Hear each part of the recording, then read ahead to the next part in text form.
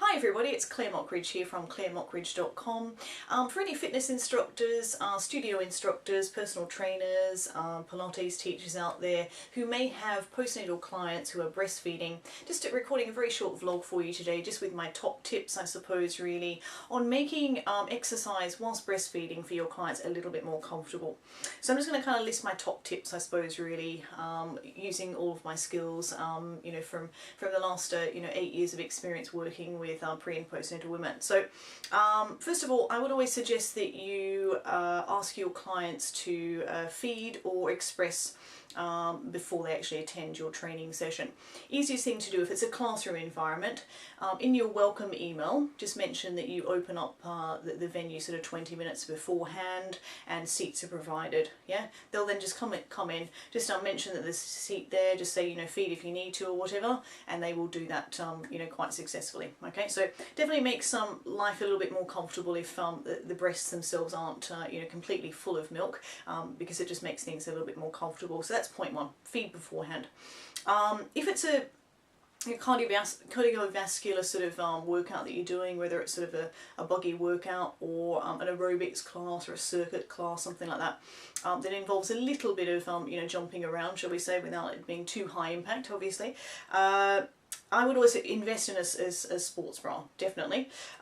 Or if sometimes it might actually be more feasible for moms to double bra, so they actually wear two bras to the workout, if that makes sense, because sports bras are not designed for nursing. Okay, normally a nursing bra has a little clip here that you can pull down and you can easily access the breast for baby to obviously feed from, and sometimes that's just not really sort of it's just impossible with a sports bra. Okay, so double bra might be another option if you know, moms aren't able to afford a you know, sort of new sports bra, for example.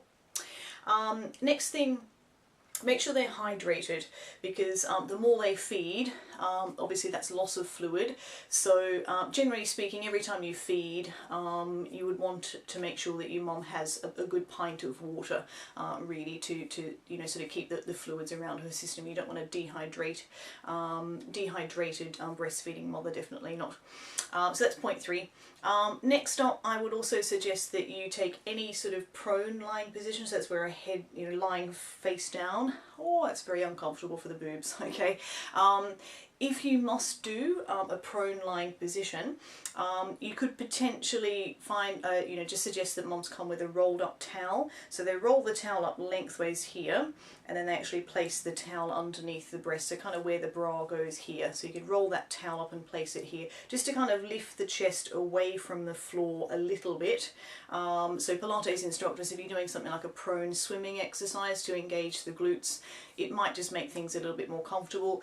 If any of you moms have mastitis, that sort of infection of the breast itself, they're going to say, no, I'm not lying on my front, so you're going to have to give them an alternative exercise. So, you know, perhaps choose hands and knees might be a little bit more suitable for some women. And if you're doing like a circuit type class or anything that involves, you know, sort of, you know, your aerobic sort of armography, as I sort of call it, I would tend to suggest that you don't move the arms up and down over the head too much, because obviously that's engaging the pectoral muscle here, and that's going to be very tender as itself anyway. Okay, so, you know, just always give them the option of chest height. And if they want to take their arms over their head, they can do. But obviously I tend to sort of say, you take your arms over your head if you want to. If it's more comfortable on the breast tissue to keep your arms at chest height, then please do that instead. Okay, so there's just my top tips, I suppose, really, on making exercise a little bit more comfortable for your breastfeeding moms. Any questions at all, do get in touch. Of course, you can sign up to my instructor newsletter that comes out on a fortnightly basis. I'll pop the link down below, and also I have a Facebook group specifically for qualified and unqualified, or, you know, those of you that want to get into working with pre and postnatal women. So join the Facebook group, and I'll see you again very soon. Thanks very much for watching.